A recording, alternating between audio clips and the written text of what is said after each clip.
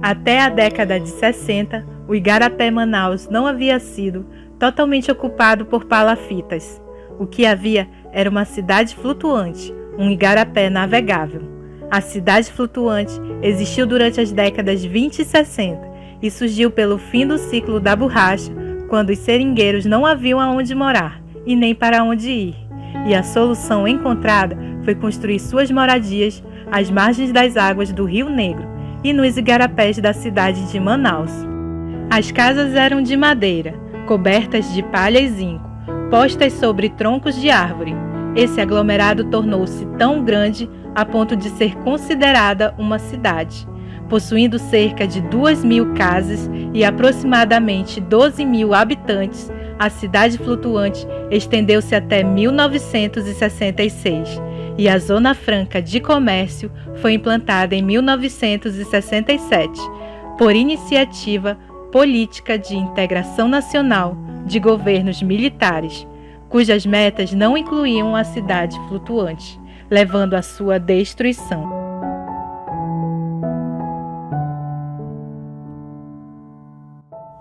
Deste modo, sem moradores na área, o igarapé possibilitava à população existente nas proximidades fazer uso do mesmo, já que, até então, o transporte feito de alguns bairros para outros era por meio de canoas, além dos serviços de bonde e automóveis. A ponte construída acima do igarapé preservou a passagem das águas, pois Manaus necessitava desta construção para interligar o centro da cidade a esses bairros próximos. Os moradores faziam uso do igarapé para pescar, navegação e também para banhar-se, o que era uma preocupação, porque o igarapé chegava até 10 metros de profundidade nos períodos de cheia, diferente da seca, que tornava-o menor que um córrego, possibilitando até o uso do espaço como um campo de futebol, para a diversão da população local. Com a implementação da Zona Franca de Manaus nos anos 70 e a instalação de grandes empresas e indústrias, houve um inchamento da população local, pois a demanda de serviços atraía pessoas de todo o país. Entretanto, ao chegar à cidade não havia moradias para todos, ocasionando na dispersão para os extremos da cidade e a criação dos bairros periféricos sem nenhum tipo de consolidação, como água encanada, rede de esgoto, energia elétrica e nem sequer asfaltamento. Além disso, muitas famílias construíram palafitas ao longo do Igarapé Manaus. Detritos de lixo orgânico e inorgânico, além do esgoto sanitário, eram jogados diretamente no igarapé, causando a contaminação das suas águas, que outrora eram limpas e cristalinas. O Parque Jefferson Pérez surge como uma intervenção e foi projetado pelo paisagista Benedito Abud.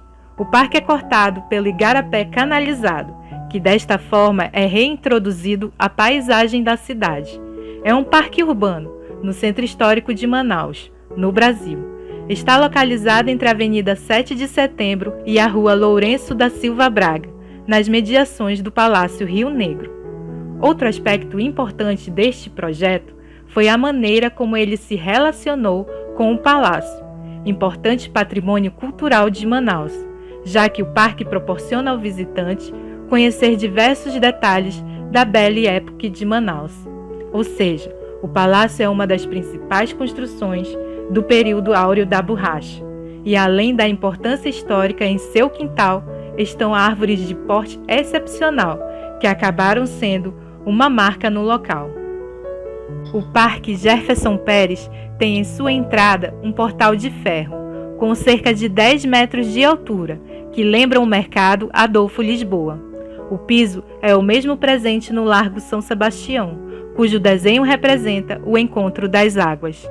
Além disso, existem diversas figuras metálicas espalhadas pelo parque que representam o auge do ciclo da borracha, como os bondes elétricos e casais de namorados vestidos a caráter. Construído em cima de igarapés, cursos d'água, que foram aterrados pelo governo do estado do Amazonas, o parque leva este nome em homenagem a um dos mais proeminentes políticos do Amazonas, Jefferson Pérez, que já é falecido. uma estátua de bronze com suporte de mármore em tamanho natural foi confeccionada pelo artista paulistano Murilo Sá Toledo, em homenagem ao senador, e está localizada próximo ao pórtico. Próximo à estátua está outra atração do parque, um enorme mastro com aproximadamente 60 metros de altura, com a maior bandeira do Amazonas, com tamanho de 12,30 por 17,57. O chafariz das quimeras e suas extensas trilhas, com cadeiras a cada 10 metros, são alguns dos principais atrativos do parque. O local é rico em vegetação suspensa, do tipo trepadeira.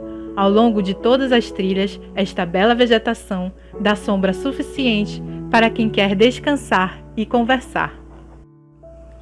O orquidário, uma estrutura de ferro com formato do Mercado Adolfo Lisboa, está fincada na área central do parque e reúne mais de 40 espécies de orquídeas colhidas na região amazônica.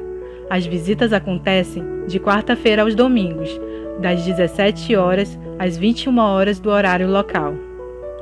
Caminhar e passear no Parque Senador Jefferson Pérez é reconfortante e seguro. O único problema é o mau cheiro que exala de um dos igarapés ao redor, próximo à Avenida 7 de Setembro. Para quem não quer se sentir incomodado, basta pedir informações dos seguranças que eles orientam sobre este detalhe.